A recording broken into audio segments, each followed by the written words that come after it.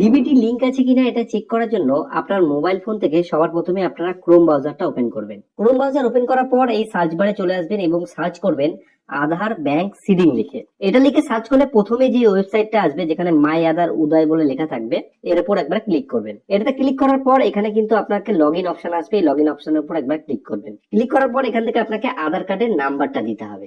আধার card number দেওয়ার পর এখানে যে ক্যাপচাটা রয়েছে, যেটা এই ডান দিকে ছবির মতো রয়েছে, এটা আপনারা দেখে দেখে ফিল আপ করে নেবেন। ফিল আপ করার পর নিচের দিকে দেখবেন অপশন পাবেন লগ ইন উইথ ওটিপি লিখে, এর উপর ক্লিক করবেন। এখানে ক্লিক করার পর আপনার যে মোবাইল নাম্বার রয়েছে যেটা আধার কার্ডের সাথে লিংক করা রয়েছে, তার মধ্যে দেখবেন একটা ওটিপি আসবে। সেই ওটিপিটাকে এখানে আপনাদেরকে দিতে হবে। ওটিপি দেওয়ার পর এখানে দেখবেন লগ ইন অপশন পাবেন, লগ ইন অপশনের উপর ক্লিক করবেন।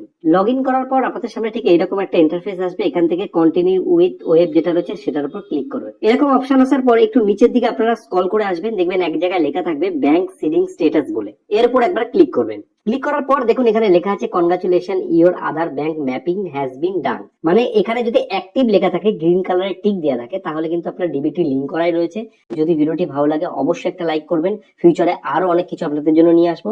আর চ্যানেলে নতুন এসে থাকলে অবশ্যই চ্যানেলটিকে সাবস্ক্রাইব করে রাখবেন।